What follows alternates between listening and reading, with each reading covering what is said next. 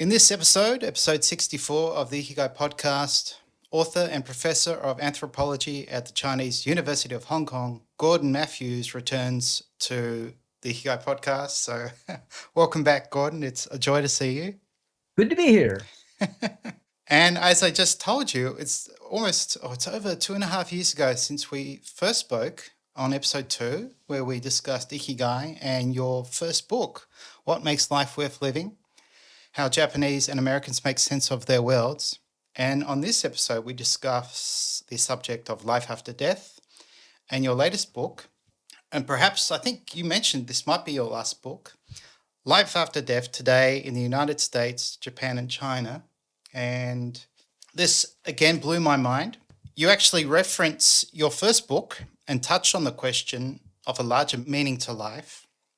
And in this book, to use your words, you return to this question of a larger meaning of looking at senses of life and death. So I guess my first question to you is, why did you want to explore this theme? Well, in my book on Ikigai, people would talk about living for their work or their family or their dream. They had these things that really did motivate them in life. But underlying that, all these things vanish.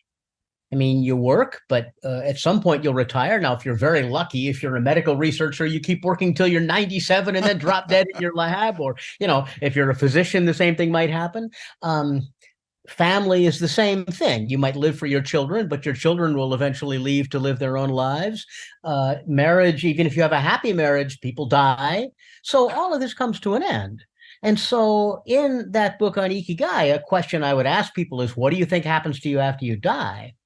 And now in this book, what may be my last book, I'm not sure, I go back to that question of life after death today and what it means. Now, my first book was on the United States and Japan. This is the United States, Japan, and China. And I've written this along with a couple of my graduate students, Yang Yang and Miu Ying Kwong, who did the China part of this. But it is a comparison of senses of life after death in these three different societies and what people think happens to them after they die. Many people think nothing happens, but that's part of the whole equation. Yeah, we're going to explore what people think about life after death.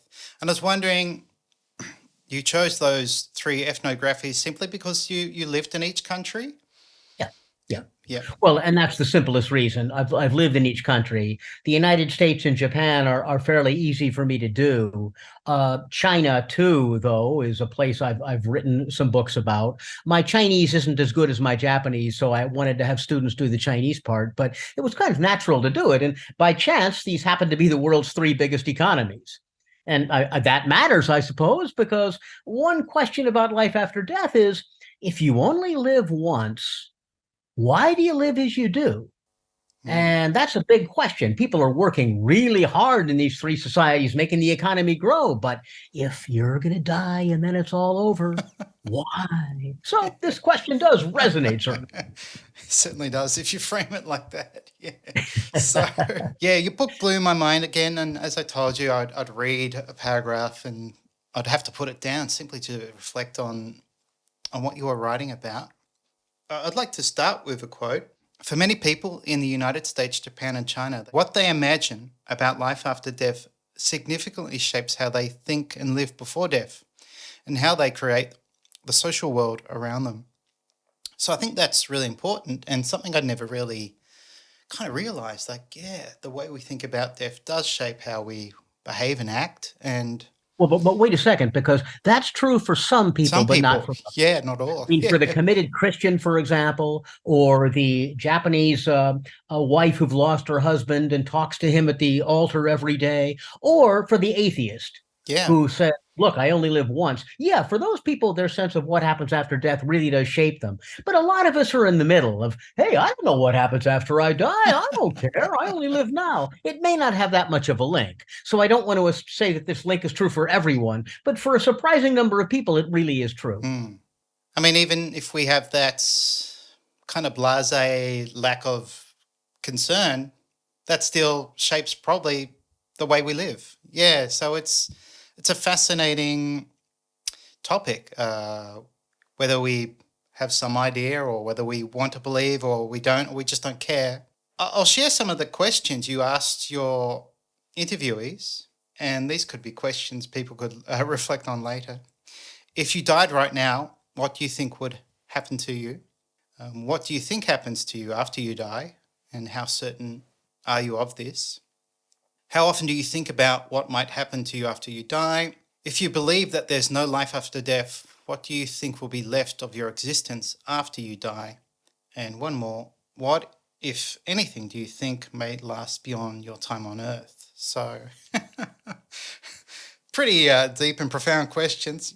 People might need time to reflect on these. So when you prepared your interviews, did you give people like a heads up and saying, look, we're going to be having these deep and meaningful discussions? Did you give them time to consider these things, or did you just talk about it on the spot? I didn't. And I just talked about it on the spot. And people do want to talk about this. Now, the three societies I looked at are quite different. China is most interesting in the sense that so many people are afraid of death. And so when my students, Yang, and Ali, would ask somebody, could we interview you about life after death? No, God, no. Think of a more positive topic. People would sometimes. Japan was the opposite. Everybody wanted to talk about this. And a couple of times I had the experience of interviewing one person, like in a bar, for example, and then a total stranger would walk up and say, wow, this is really interesting. Can you talk to me too? And, all kinds of people would talk about this. I've got to tell a story here. This makes your sequence of questions, probably screws it up, but it's such a good story. I remember being in a bar in Sapporo, Japan, and I was talking to somebody, and then it must have been after midnight. A really drunken young man came up to me and said, you see that woman over there? She's my mistress, but I can't take her home. I can't take her home and to go to bed with her. And I said, well, why? Are you afraid of your wife? Oh, no, my wife lives in a different city. I'm afraid of my grandfather. And then he pulled out a watch and said, my grandfather lives in this watch and he would see everything I'm doing. So I just can't do it. And I thought, life after death truly has a big effect in how this guy is living his life. He was a graduate student in science, but it didn't matter. This was something that was pretty important in how he lived. And this is true for an awful lot of people I talk to in all three societies, that they do have this notion. Now, one key element, the larger picture here, is that it used to be back 300 years ago, most people knew what other people in their society believed about life after death. You had these collective faiths. And in the US, it might have been belief in the Christian God or in God. In Japan, probably ancestor veneration, maybe coupled with Buddhism. And they're different in some sense, but some combination of those two. In China, too, probably reincarnation, maybe ghosts. But people had a common belief. Today, it's not common anymore. And you might not know what your own neighbors or friends even think happens to them after they die. So you may think about it, but it's a much more private matter. And it makes it very interesting to go into. People do want to talk about it very often because they have these ideas, but it's not really socially acceptable to go into this a whole lot. People normally don't talk about it, yet people do want to talk about it. Yeah, I mean, I kind of realized how it's become this individualistic. I'll kind of choose what I want to choose to believe in for many people. Yeah, that story also of the drunken young man who approached you. I mean, that's so non-Japanese. You know, Japanese would never come up to some total stranger and sort of interrupt a discussion. But obviously this topic and the fact that he was intoxicated probably compelled him to. Well, but that leads to a larger issue, though, Nick, that people really do want to talk about it, especially in Japan, where shindara do naru ka? I mean, that question, when you die, what happens? That's a really big topic. You find books through bookstores. In the US, too, you know, you have people writing about whether, you know, God is a fiction or whether there is another world, proof of heaven. People think about this stuff. Now, there's a big difference because in the US, it's more a matter of Christians versus atheists and their arguments. In Japan, it's kind of gentler because, well, maybe this is true, maybe that's true. And in China, it's a reaction against communism. So it's moving more towards people get their own beliefs because they don't believe in a communist ideal now. But in all three societies, people do want to talk. So even though in China, death is a bit more of a taboo, even there, people want to talk. So to a surprising degree, I had very little trouble finding people to talk. Well, that was one of my questions. You actually returned to interview some of the people you interviewed in your first book. So I was thinking, wow, that would have been amazing to then have this another fascinating, deep and meaningful discussion and discover all these different perspectives. So, how many people roughly did you interview from your original first book? Oh, I tried to find them, but they were hard to find in Japan. Privacy concerns make it difficult to locate people after 20 years, but I knew enough so that I could. And in the US, I was able to find people a little more easily. Most of the people are new, but some of the people aren't, and it was fascinating interviewing them. One person who some people might identify from my first book was a guy who was an American who is full of constant foul language, a very amusing character. And I remember interviewing him about life after death. Oh man, he wanted to talk about anything in the world but life after death. And every time I mentioned life after death to him, he would roll his eyes, say, "Are we talking about this again?" I mean, he said, "Look, I don't want to die. I'm resigned to it. But so what? Let's not talk about it. It just doesn't matter." Very funny to talk to him. Whereas other people, especially the Christians, I mean, I would have to fall to the ground and pray with them sometimes. And, is your soul saved yet? Well, that kind of thing. Now, you're back to the people I interviewed for my first book. I did indeed interview numbers of people, and it was quite interesting talking to them again. One beauty of talking to people I talked to many, many times is I could look at them in perspective. One of the most fascinating cases were married couples. So that I remember a woman in my first book who I talked to her and her husband at length, and her husband was a convinced atheist, and she was a convinced believer. And so you could see them arguing over this. And she would say, "I'm sure there's a God. I'm sure there's life after death." And he would say, "This is the stupidest goddamn conversation I've ever heard in my life." But then as they argued back and forth, you could see how happy they were to argue. And then she said, "Look, I think he's just completely crazy. He doesn't see this. But I've decided that if I die and they want me to heaven, if he can't go, I'm going to go to hell with him.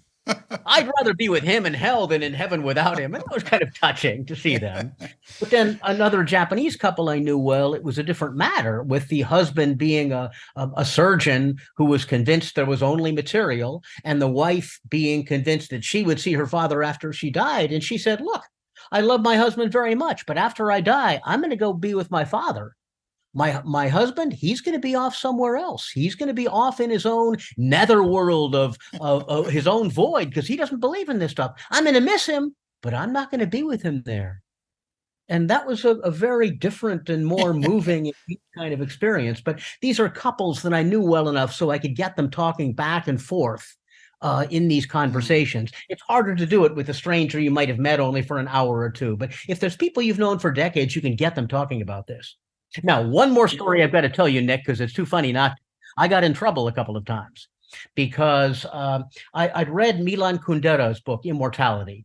And there's a wonderful question in there. It asks a woman, one of the protagonists, that if you died, would you want to be with your husband again in the next life or not? And I asked couples this question, and overwhelmingly the man would say, "Oh, yes, of course I want to be with my wife." And overwhelmingly the wife would say, "Well, I'd rather be with someone else." Now, I don't want to break up marriages, so I asked that question only a few times to people, and then I abandoned it. I did chuckle when I read that. I think there's one case study where you say this. I think she was Japanese, and she said, "I definitely want to see my father again, but I do not want to see my husband in the afterlife." And I was chuckling away. And this leads to many other amusing situations of some guy saying, a bartender I interviewed saying, "Well, I really want to see my father again, but there's a big problem, because how old is he going to be? Is he going to be 20 or is he going to be 80? I mean, will I recognize him? And then what if he has a new girlfriend? What am I going to tell my mother?" I mean, these really interesting, down-to-earth questions would come about, particularly in Japan. That's the sense I got. Japanese were quite carefree, and that there was no taboo associated or any kind of external pressure on what to say. And because I've lived in Japan, I thought we would touch on Japan first. So living in Japan taught me how much Japan is a culture of customs, and it's generally accepted yet that the two religions, Shintoism and Buddhism. Yet, yeah, I never considered Japanese religious people. And I think the only religious person I've ever met in Japan was a Christian. Yet every time we return to Japan, to my wife's family home, we go and visit her mother's grave, Ohakamari. We clean and pay our respects. We clean it and lay flowers. And she actually died before I ever met her, so I never met my wife's mother. So in a way, it's perhaps the only way I can connect to her. Yet I don't really feel anything when I go and do this. And I guess my real intention is to, support my wife and be a good husband. And I'm pretty sure my wife doesn't really sense her mother by doing this either. And I think we'd both like to experience some connection. And my wife's definitely not a Buddhist, but again, when we go back to Japan, we will definitely do this. And so it made me realize it's this, I guess you call it this Buddhist religious practice without belief. And that seems to be quite common in Japan. It is, but I'd want to go a little bit at a slightly different angle here. For American Christians, you mentioned the only believers you knew were the Christian in Japan. For Christians, it's a matter of belief. Whereas in Japan, it's much more a matter of practice. Yeah. And particularly among women in the household, because they're the ones who take care of the family altar. The woman might be, she might be taking care of her husband's dead parents, and particularly father, but still she is there giving rice every day and burning incense every day and talking to the departed ancestors. And if you talk to the departed ancestors on a regular basis, you begin to feel something's there. Now, I, like you, never met anybody who said, I am absolutely and 100% convinced that my ancestors are there. But few people would say zero. Many would say, well, every day I talk to Grandpa because my son's he works in construction and I want to make sure he's okay. And Grandpa may be able to help him out.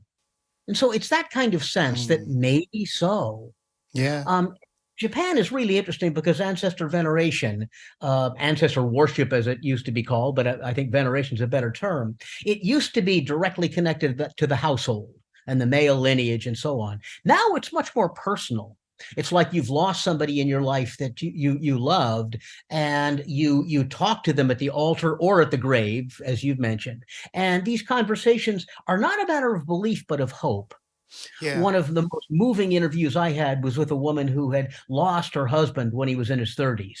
And now she was in her 50s, but she was talking to him every day at the family altar and also at the grave when she visited it. And I asked her, look, do you really think you can communicate with him? And she said, look, I work in computers. I'm a rationalist. I'm a scientist. So of course I won't, but I know I will. Despite the logic that tells me no, I know that I'm going to talk to him again. I'm certain I will. And I'm certain I can talk to him at the altar. So hope is against logic, and hope tends to win out very often. Emotion wins out, which I find really moving. Yeah, I found that moving. And I did find the Japanese stories were quite interesting and I guess unusual. That example in particular, that someone who works with computers and clearly works with a logical mind still feels and knows, I will see my husband again. So yeah, it must have been really fascinating to have all these conversations. But with Japanese, I think there was also some cynicism or especially in regard to Buddhism and how they referred to the funeral business. So would you like to touch on that? Well, I mean, everybody knows about the funeral business, which is how Buddhism is referred to. And Japan has never had as strong an institutionalized sense of religion as the U.S. has. I shouldn't say never, at least in recent decades, it is not. So that one thing I mentioned in the book is that the comic strip from the 1960s, where the Buddhist priest comes to the family household to read sutras at the family altar, and then he gets drunk with the family, because you often do that in Japan. And he's asked, "What do you think happens after you die?" And he says, How would I know? Nobody knows. Nobody knows till you get there. And then the family says, what you say, it's really interesting when you get drunk. That's very true. That's very Japanese. Whereas in America, I mean, if a minister were to get drunk and say, I don't know if this is true, the guy would be defrocked. The woman would be defrocked in no time. So you can see how the whole different sense of what this is. Now, we're talking about Japan in comparison to these other societies. And I've often felt that Japan is a tough society to live in because of the degree of social pressure. But in terms of life after death and senses of life after death, Japan is an ideal society because there's so much room for hope and believing what you want. The US is much more combative. Christianity or nonsense, and what's going on? Let's fight over this. And China has had this shadow of communism forcing people to be atheist, and they're breaking out of it quite a bit recently. It's said that there are more Chinese Christians than communists now, by some accounts anyway. But both of these societies are a little less open than Japan is. And I think it's because Japanese society is so difficult to live in that a lot of Japanese I know view a sense of life after death as a kind of moral escape, as a way to get out of social pressure. So I'll never forget one guy I was interviewing who a Saturday-man who was having lots of trouble at work. And I said, what do you think happens to you after you die? And he would say, wow, maybe I can become a leaf blowing in the wind or grass or a butterfly. I'd love to be a butterfly. I'd love to experience this. And you could see he was fantasizing this, but you could see how just his mood brightened immeasurably, thinking about the glories of all the things he would experience after he died, because life now was rather difficult. It was interesting reading those stories, and then also finding out that on a few occasions, I think with your American interviewees, they tried to convert you. And then I think, I just grabbed this, I think some of your students also said, Gordon, you will die and find out to your great regret that you have been completely wrong about what you think happens to you after you die. And I thought that was amusing as well. So, well, I teach every week, and you're welcome to come along, Nick, if you'd like. Anybody can, on Zoom, a class of African asylum seekers. And these are guys I've known. If I do write one more book, it'll be about what happens to them after they leave asylum seeking, because they're all over the world and they come back in this class. But many of them are Muslim. And that's something I hear every week. You're going to die and find out. And so, yes, I know this. But back to the earlier example you give, there are some Christians who are indeed born again and insist that you've got to follow them. But there are many more I interviewed who are people whom I think of as Christian mystics. They believe in a God, but they don't necessarily frame it in the standard church way of thinking. I mean, I remember talking to a woman who clearly was talking about seeing God in the trees all the time. And I remember driving back home on the interstate in the US and thinking, I'm going to get myself killed here, because I kept looking around. Can I see God in the trees? You can't drive on the interstate if you're trying to see God in the trees. But these people who really did sense a holiness around them. Now, there are also numbers of Buddhists who have their own sense of this and of what life means, as well as various New Age mystics, as well as, of course, atheists and so on. So there's a whole range of different people. But it's surprising how many people did indeed have some sense of this. Yeah, I mean, I remember, I think it was like a Q&A TV program here in Australia discussing either what's God or what's God? And there were Christians and atheists, and then there's this guy with tattoos all over his neck and face. Then he offered probably one of the best answers, like, I just understand God as the universe, and it's energy, and we're all connected, and perhaps after we die, we might, become part of this growing universe. And he said it in such a way that was, wasn't aggressive, was open to possibility, interpretation, while everyone else was, quite assertive in their beliefs. So, yeah, it's interesting how some people, I guess, break these molds and contemplate and have this individual idea of what it could be. And I started to begin to think, maybe it is what you just believe at the time of death, which I know you touched on. If you believe you'll go to heaven, maybe, you'll go to heaven. And if you believe, well, I've done some horrible things. I guess I'm going to go to hell. You might end up there, or if you think you just become part of the universe, that happens, or if you think that's it, lights out, there's nothing after this, that may Well, happen. true. Absolutely, Nick, and that is a interesting new variation of belief that hey, maybe you go wherever you think you're going to go. Now, Japanese have long felt this probably more than Americans or Chinese, because in China, it's been atheism that is true for everyone. In the US, it's been the Christian God that may or may not be true. In Japan, ancestor veneration has always been more individual. And so you go with your own father, mother, grandfather, grandmother, husband, wife, child. You go with them. And so it always has been individuated in that sense. But nonetheless, there's a larger issue here that I touch upon in the closing pages of the book that I think is really interesting. Looking at the evolution of human beings as a whole, we've gone from collective belief in religion. And I think it's fair to say that 500 years ago, almost everybody believed in a life after death on the basis of the religion they were in, to a world where most people now in the developed world don't particularly believe. Now, this gets confusing because obviously America does have a lot of people who believe in the Christian God, but even so, believers, the number of believers has been shrinking very drastically of late. Increasingly, people don't think there is anything. And why is that? Well, we've moved from belief to non-belief largely because human life is pretty good. One American woman said something really wise to me. She said, look, I'm now in my 70s and I don't feel a need for life after death because my life has been pretty good. And she's right. She suffered some emotional pain, but I mean, after all, compared to 500 years ago, you get a toothache now, you go to the dentist, you have surgery, and you're properly anesthetized. Physically, life is awfully comfortable.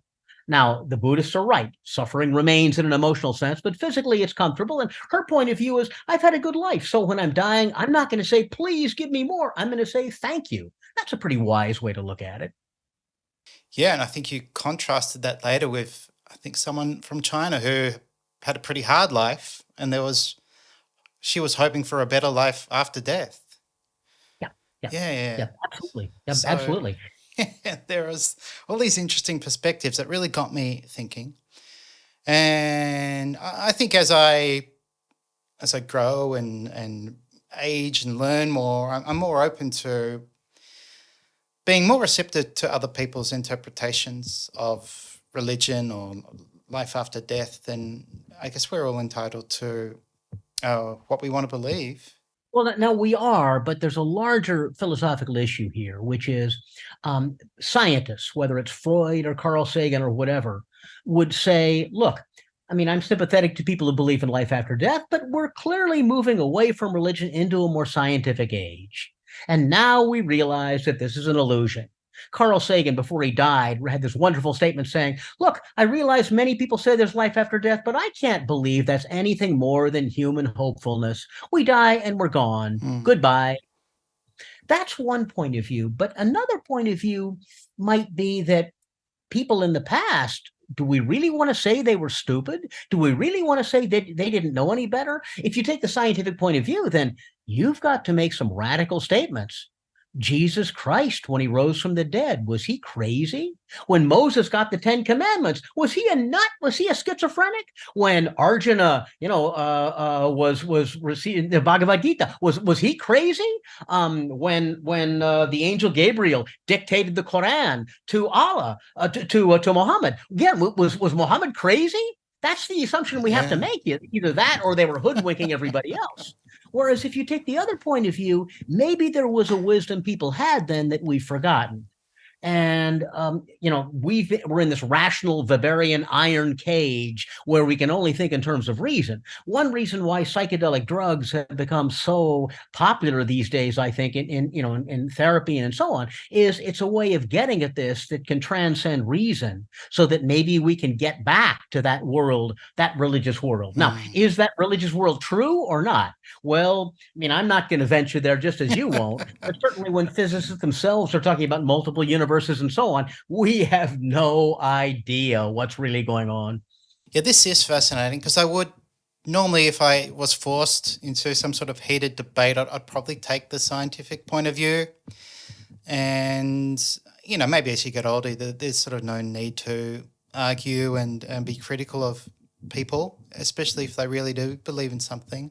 Yeah, it's interesting, all these ideas. Have we lost this wisdom, or is there an ability for some people to connect to God or to the universe in a way that other people can't? But it made me think about how we are very much disconnected anyway to our environment, and you touch on how people, are so glued to their phones, they're missing, the rainbows or the birds flutter by. I think you actually quoted, it was wonderful to see you quote Kami Mieko again in your book. And there were so many interesting quotes. So I'd like to contrast a few. This is a quote from a non-believing retired salaryman in his 70s, and he shared the following: "After I die, where does the self that is thinking and worrying go to? What happens when a person never wakes up? That's why it's so frightening. Where on earth do I go? I want to believe in something after death, but I just can't." And then I'll contrast that with the coffee shop owner in their 50s. "If you were born, you would die. So the question instead is, how well can you live in a fun and creative way? I don't think that life after death matters very much at all. What's important is how you live now. For people who are afraid of death, I'd say everyone dies. So just accept it and live well in the meantime." So I thought that Easier was said than done. So I'm wanting to be like the coffee shop owner, but I'm really probably more like the salaryman, thinking, "Oh, I don't want to die. It's going to be scary. What happens after I die?" So Yeah. Well, I'm at the end of the book. I don't normally like to read from my own book, but I just please was do. looking at this before we talked, and I have this line that we who write this book are looking forward to dying and just possibly seeing what happens, what it all truly might mean. Meanwhile, in an echo of a number of our interviewees, we can only say that it's miraculous to have had the chance to be alive. Yeah. And that's damn true. I mean, we're alive. Why have we been given this gift of life? Now, when talking to you today, Nick, I'm being a little more philosophical than the book is, because it primarily deals with a lot of these different accounts. But there is a really interesting question of, why do we exist? I talked to an American woman who said, look, the universe has to be made of love by the very fact we exist. Whereas other people would say, no, it's just random matter. That's all it is. And how do you want to interpret this? Why is there something rather than nothing? Who can say? And then that's related to this whole other question. Does love conquer all, or does death conquer all? Yeah. And so when the Japanese woman, the computer programmer, said, I will see my husband, she's saying that love can conquer death.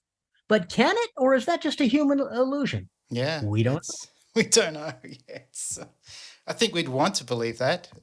I'd want to believe that, but I'm like this salaryman. I just can't believe that.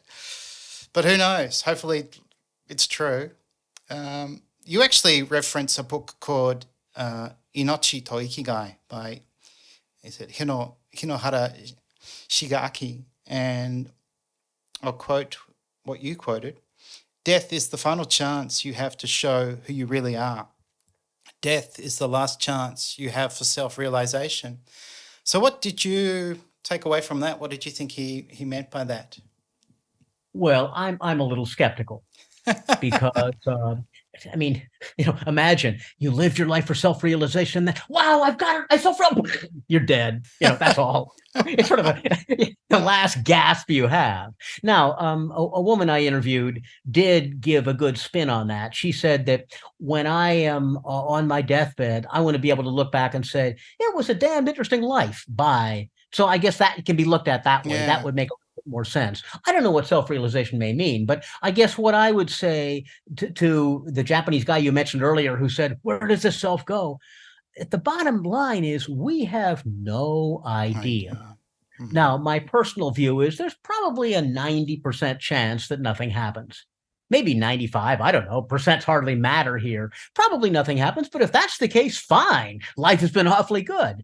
But we don't know. And, we may both find ourselves in a bardo state. We may both find ourselves, God knows, being judged by Allah, as my Muslim friends tell me, or Christ. Who the hell knows? But the thing is, we will see what goes on, and it probably will be something far stranger than anything we could ever imagine. What might go on. So we will see. One other idea that some of the people I interviewed like to come up with is the idea that we're a drop that goes back to this larger ocean of collective awareness. Again, that can be wishful thinking, as some people I've interviewed have said, but who knows? Who can say? One other point I should make about death, though, that occurs to me. Many people who are younger are afraid of death greatly because they haven't fully lived yet. And I have had some mild medical problems in the last month or so, but enough to make me think a little more seriously about death. And I feel that, I'd like to keep living a while longer because there's people I love and so on, but I basically have done what I wanted to do in my life. And so it's not nearly as fearsome as it might be. And this relates to some of the people I interviewed. I mean, I remember one guy I interviewed, an American in his 90s, who said, I can't do the things I used to do. I used to be able to drink all the time. I can't do that now. I've lost some of my marbles. I can't read very much. I can't, do the things I wanted to do. I'm in pain a lot of the time. Death is my friend. That's right. Yeah, and I think that may be true for a lot of people, that you reach a certain point where, hey, I've had a good life, time to go. Yeah, that is interesting. If you have lived a good life, and I guess you lose the ability to do certain things, and you realize, okay, well, it's really downhill from here. So death's maybe a better alternative, or it's just, it's just what happens. So it's better to accept it than fight it. I mean, this reminds me of my parents in a way, because they both had cancer. So they did have quite a bit of time to reflect on death as they were, I guess, dying. My mother seemed to handle it better than my father. I think she was able to accept, okay, I've got cancer and I am going to die. So we were able to kind of talk about it, and I was able to do things for her. I had all her friends come from interstate, and I hired a string quartet, and we had this kind of going away party for her, because I knew she would have enjoyed that and she loved her friends. But for my father, it was this complete denial, and he would not, at all costs, would not get medical help. And he even created a pulley system in his bedroom and a string ladder to help him get into bed, rather than spend his last couple of weeks in hospital. And, I mean, that's fair enough. That was his choice. But we never got to really talk, because my father lived interstate, and there were sort of a history of complications with divorce of my parents and stuff. But because he wasn't willing to, I guess, accept it, we couldn't really talk. But I did write him a letter. I was able to write him a letter and thank him for everything that he'd done for me, which would have been fun, which would have been the best way. He didn't like talking about these things. So I guess if you die suddenly in an accident, that's kind of okay. You don't have to contemplate death. But if you are dying of cancer or something, and it's years or months where you're slowly,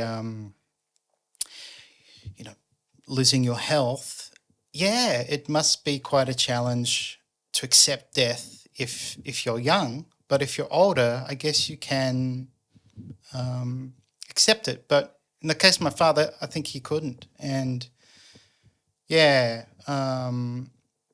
often reflect on his final moments, and I think he was incredibly stressed and afraid, whereas my mother was able to sort of accept it and maybe reflect on, happier times and memories. Yeah. Yeah. And I mean, you're that's a vivid portrait of your parents here and their difference. That's true for all of us. And I suppose we won't know till we actually reach that point.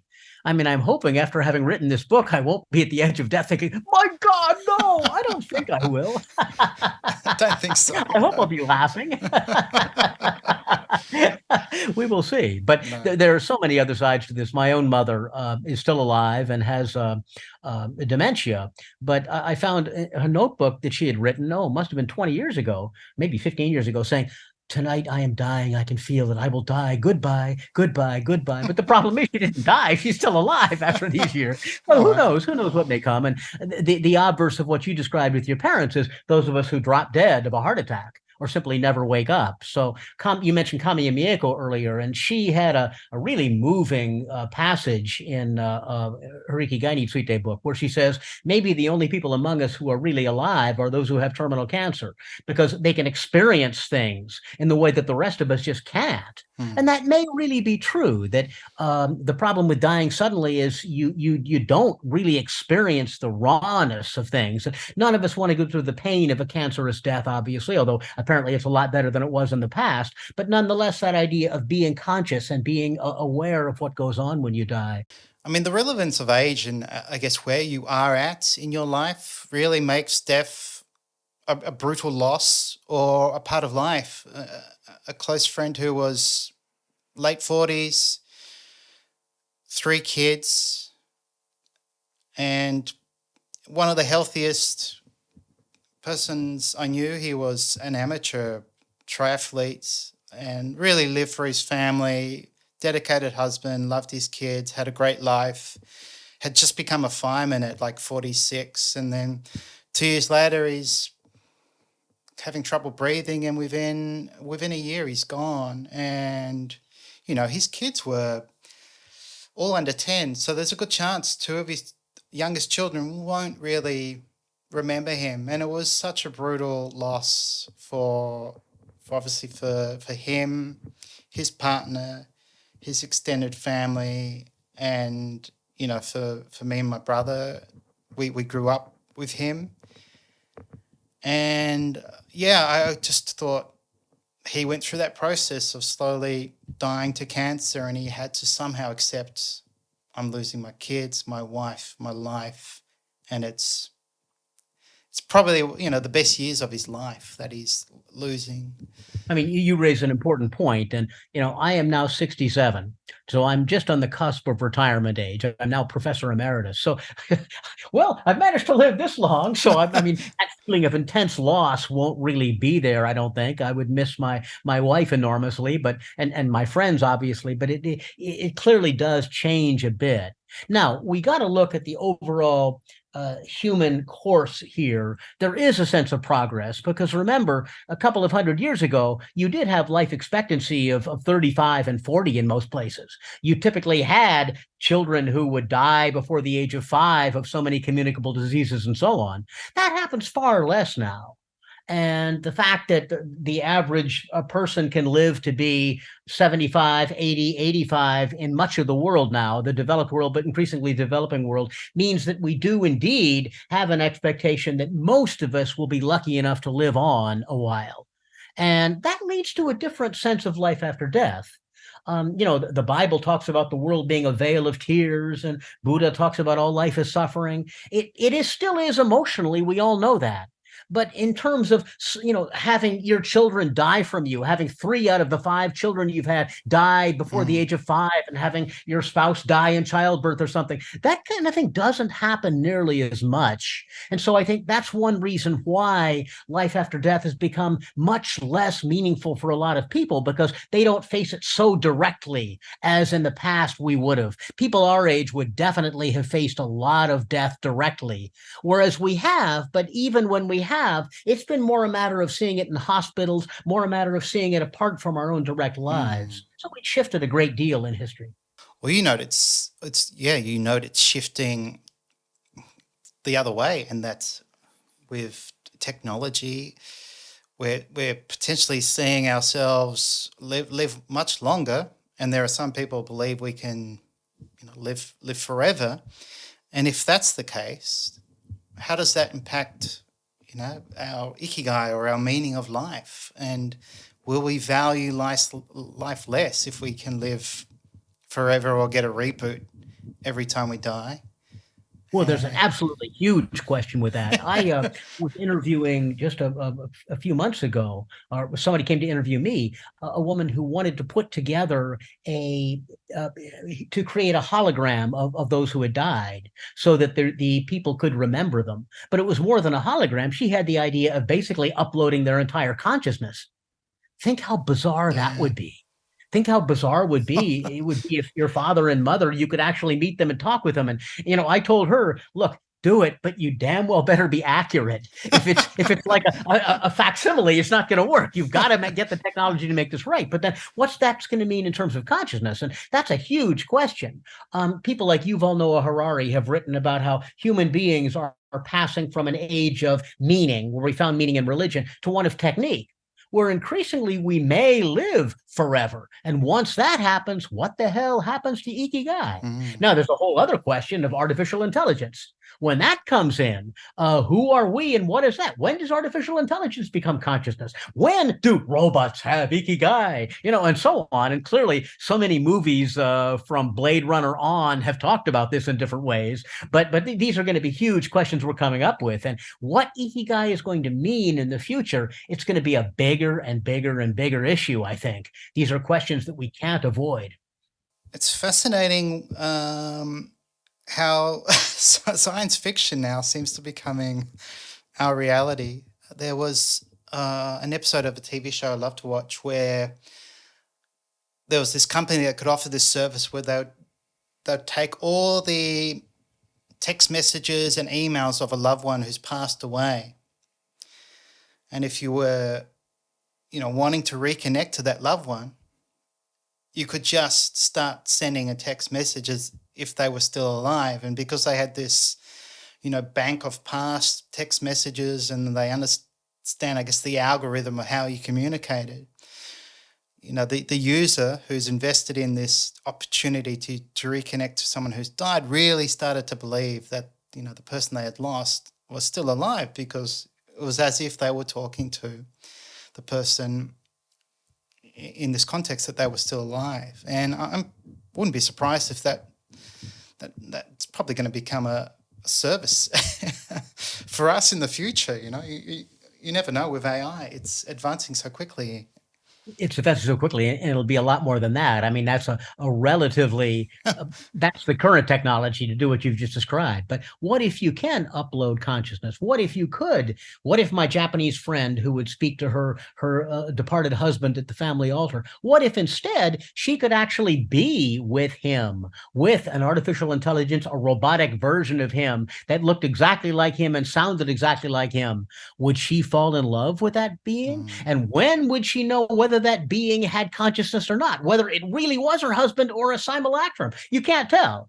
And these are science fiction stories, and Hollywood writers make a lot of money from these kind of stuff. But having said that, these are going to be real questions, and real questions for us too. I mean, when you have consciousness uploaded into a computer completely, is there a point at which consciousness itself would continue, in which we won't die? What would that be like? And these kinds of questions are, I think, going to come, not immediately. It probably is more for our great grandchildren and so on, but these are going to come. And these are going to be huge questions for what the meaning of human beings are. That's one reason why I wrote this book on life after death, because we're right at a pivotal point. We're moving away from collective belief in life after death to this new world where maybe we will be taking it into our own hands. And what will that mean? Certainly, some philosophers have written that if we did have immortality, we would be unable to stand it. Yeah. I mean, David Eagleman wrote this wonderful book called Some, about afterlives. And, one of his stories is about how people are just, if they've been granted eternal life and then they're so desperate to die, they will do anything to manage to do it because it gets so boring. The Talking Heads has that song, "Heaven is a place where nothing ever happens." What if you're in heaven and nothing ever happens? Yeah, you'd want to. I mean, if you're going to live forever, you'd want to enjoy your own company. That's for sure. And also the idea of heaven. Like, let's say you go to heaven. You might think, oh, this is great for the first week. And then you'd be thinking, well, I am bored. Like, I need a challenge. I need some adversity. I need something to work on. And look, there are some people I mean, yeah, and that idea there might be some people who love me, but maybe I don't love them as much, and maybe I'd prefer not to see them in heaven. What happens there? Like, how does God solve that? Thinking, okay, this person wants to see this person, but this person has no desire at all to see this person again. So what do? Do I fabricate both scenarios, or yeah? So And in the book, I do talk about various people's visions of heaven. And some of them are quite interesting, the degree to which people really formulate heaven in great detail. One Christian writer I talk about here says, in heaven, we will have beautiful bodies, but it won't be right. up bodies. These will be our natural bodies. And you can have sex with your spouse. But of course, your love for God will be far greater than your love for your spouse. Very interesting line. My comment would be, how the hell do you know what this is like? But then I guess as an individual, I'd want to say that current advances in knowledge of cosmology and what cosmologists are writing about is quite amazing in terms of multiple or an infinitude number of universes, that there may be versions of ourselves everywhere and everything will have to happen again, they're currently saying. So contemporary physics, I wish I was smart enough to understand it. I don't have the mathematic ability to do it, unfortunately, but it's saying these extraordinary things that make any notion of heaven appear to be rather quaint. It's a whole different kind of situation that we may be in. And that makes it pretty exciting. I think when we die, we may well be animals with oversized brains that are just imagining too much, but we may not be. And that's the big question motivating a lot of this. But what may also be, and another vision we've got here, is that we may be the universe coming to greater self-consciousness, because what we see overall is this increase in awareness that's taken place over, the 4.5 billion years of evolution. And this is going to be continuing. The internet's one obvious example of it. And we might become increasingly linked. I mean, who knows? One version of the Big Bang would be that at some point the universe wakes up and says, wow, that's what I am. And then dies. So every 13 billion year cycle, there's this waking up and dying again. Yeah. Who the hell knows? But all of this is conceivable anyway, imaginable anyway. Well, we should probably start wrapping up, and maybe I'll put you on the spot and ask you one or a few of the questions you asked your interviewees. Not sure which one to ask, but you've certainly written many books. How many books have you written now? I think I've written or edited 10, as I count. Yeah. Yeah, so after life and when you're enjoying death, do you hope that your books will still be read for, let's say, the next 50 years? Well, this is a whole other notion that I talk about in the book of not literal immortality, but metaphorical immortality. So that, for example, some scholars, they don't believe in heaven, they don't believe in reincarnation, but they might say, after I'm dead, I'm going to be remembered. People will remember my contribution. To me, that's all nonsense. Woody Allen has this quote where they ask him, will you be remembered forever? No, will you live forever through your films? And he said, I'd rather live forever in my apartment. That's right. I'd rather just not die than have my films. I myself don't give that a whole lot of thought, because who knows? Who knows? The last view I would have on this. Well, first of all, just I will advertise my book just for 1 second here. Most of this is not nearly as philosophical. It's people talking about what they think happens after they die, and it's a rather direct matter. So that's what to look at here. And I have a lot of perfectly ordinary people in here giving a lot of their ideas, which are quite profound. But this isn't, Nick, you and I have been talking about fairly highfalutin philosophy here, but it's very down to earth. So think about it in these terms.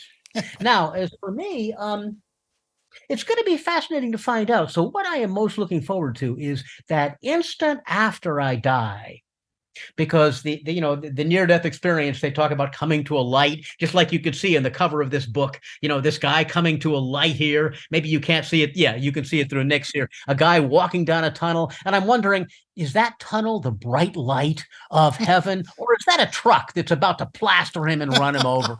Who knows? Who knows? And we can't know. And it's going to be really interesting to be at that moment and just see what may come. And if it's sleep, I hope to be grateful. If it just lights out, fine. But who knows what may come, and it may be something it will be something totally beyond my ability to imagine. But I'm hoping for a state in which we all can go into that without fear, but with a sense of wonderment. Yes, that would be nice. I mean, if you rephrase the question, because if you say, "Oh, for me, well, probably this will happen," but if you were asked, what would you hope would happen to the one person you love the most, your answer might be very different. So, and that's where hope and love you would hope conquers conquers death. But the basic question I asked was less philosophical than that. It's okay, we're seated in a theater right here, and right now there's an earthquake and the ceiling collapsed and you die. Yeah. The ceiling collapsed, instantly you die. What happens then? So this very practical question, not what you hope for, not what you hope for your loved ones, just you die right now. Where are you? What happens? And that's a pretty interesting question, because some people will say 100% sure I'm going to this other place. Some people say 0%. Most people will give 20%, 30%, 40%, 50%. They're somewhere in the middle. They hope for something, but they're not sure. And of course, because nobody knows. But people have thought about this. They do have some ideas about this. And that's what the book explores in these three societies. Yeah, that was interesting, the percentage. And I was reading the book thinking, why are these people all giving percentages? And then I realized, obviously, you asked them to what degree or what percentage do you believe that? Yeah. I do that because, for example, somebody says, I'm an atheist, I don't believe in anything at all. Okay, what percent chance that something will continue after you're dead? Oh, maybe a 30% chance. Well, then you're not an atheist. I mean, that's a pretty big chance. Or I'm a Christian, I believe in God. Okay, you die right now. What's going to happen? Well, I just don't know. Maybe there's a heaven. Well, it's worth asking that way. And I didn't mean to artificially quantify it, because, nobody knows really. But I wanted to get a sense of I believe or I don't believe. I wanted to get a little firmer sense of how much they felt about this. And many people were 50-50, Yeah, that was interesting, because I kind of had this belief that it was like an all or nothing attitude. Like, I don't believe in God, I just die and that's it. Or, oh, I believe in God. Yeah, I love God. God loves me, and I'm going to go to heaven, and I'm going to have a roll up there or something.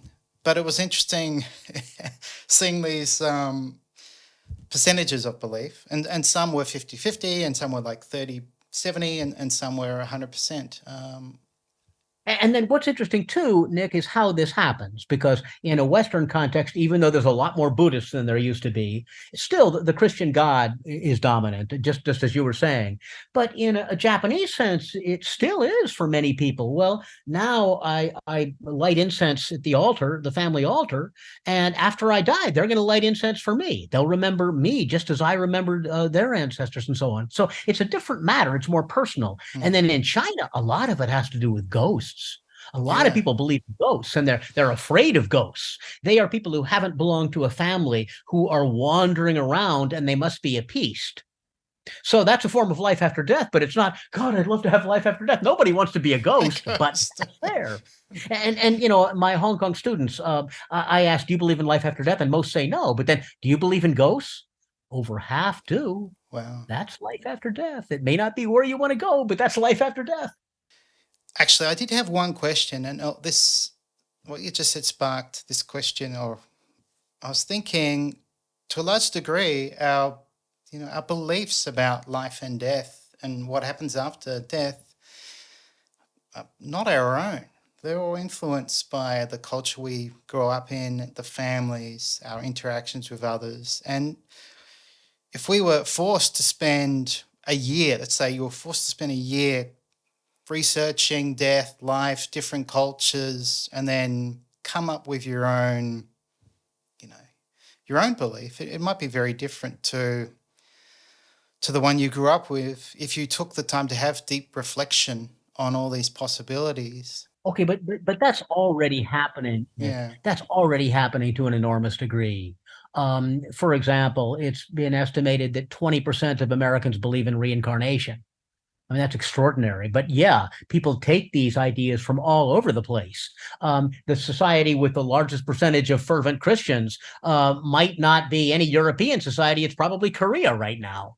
I'm guessing, but I think it may well be. So we no longer, 200 years ago, you're right, or 300 years ago, we grew up in a certain conviction and we had that. Now there truly is a Mm. worldwide array of ideas that we can get. And people do follow those. It's become very individuated. Now, they're limited. Not too many of us believe that we're going to, become a giant blimp and drift across the cosmos. No, most of us do have reincarnation or heaven or nothing at all, or, Mm. becoming part of the cosmos. We have some sense of it, but there's a lot more freedom than there used to be. Yeah. And we're a lot less limited by the particular faith we grew up in. Most of us do have conceptions from all over. And it comes not simply from reading about other religions, it comes from mass media, all the movies about life after death and so on. It comes from magazine articles, from blogs like yours, from all kinds of things. Yeah, I mean, that was the theme in your book. It's become individualistic, and some people can almost fantasize as to what they would like. But we still seem to have these 4 or 5 options: Buddhism, Christianity, Islam, no belief. And I mean, I've got one friend who, he grew up in a Christian family and really believed in it. And then in his in his early 30s, he just started to question it, and now has no belief in God. And he lives interstate, so he's not with his family a lot. But when he goes back to his family, he has to sit through grace and go to church on Sundays, or he'll usually say no, but if it's a special occasion, and he'll just do that to make his mother happy. But at one stage, he absolutely believed in God and heaven, and then I don't know if it was moving away and living by himself and having maybe more freedom, that he started not to believe or started to question, and now he doesn't believe. And to his mother, he's lost his way, and to himself, he's found the truth. And it's it's sort of fascinating how we can have belief and then discover this is not my belief. I don't really believe Well, this. and Yeah, that's happened to huge numbers of yeah. people. I think in the United States, most middle class Americans went to Sunday school. And now I would guess the majority of them are no longer practicing Christians. A very large minority, or probably a majority now, given the drastic drop in Christianity. So your friend's experience is quite common. It's happened to a lot of people, but it also happens in the other direction in all kinds of ways. People move in different spiritual directions based on where their life is taking them. So it's very tough to make an absolute generalization of what happens to people. It's often not a matter of moving away, but coming in. I know people, for example, who in their 30s began taking psychedelic drugs and opened up to a whole new world of spirituality that they hadn't known exist before. If things happen to all kinds of people, I describe some of them in this book too. For example, somebody whose father died or mother died, and then they very much changed in a different direction in terms of their reflections on what life may mean after death and so on. So these are all individual paths people follow. And one thing that's really interesting today is you don't have to think about this stuff very much if you don't want. Hmm. And many people don't. I mean, it's perfectly okay to say what I think the majority of Americans and probably Japanese and probably Chinese do too is, look, I don't know. How would I know? There might be something, and some of us are we're more speculative. We want to get at what this may be, but it's okay not to think about it if one doesn't want to. But then many of us do have that underlying Ikigai question of why are we here? Is there any reason we're here? And so when we ask these questions, we are drawn into this. And certainly throughout history, religious thinkers, mystics, and so on have dealt with this kind of question. So has got its historical precedent, and we're asking that same kind of question now. But again, people don't have to. And if they don't and lead perfectly ordinary lives, not thinking about it much, that's perfectly okay too. Hmm. Yeah, I mean, you had a few people say, look, what's the point of worrying about after death? We should just focus on the life we have now and try and enjoy life as much as possible, which I found to be very encouraging advice. Like Yeah, that's exactly. probably very helpful. Exactly. But many of us do speculate sort of by nature. I mean, human beings like thinking about different things. We're curious. And so people do want to think about this, but they're not obligated. I think in an earlier Christian era, particularly, you don't believe, oh God, you're going to hell. That's not the world we're in anymore. It's a No. matter of individual predilection, how far you want to delve into this and think about it.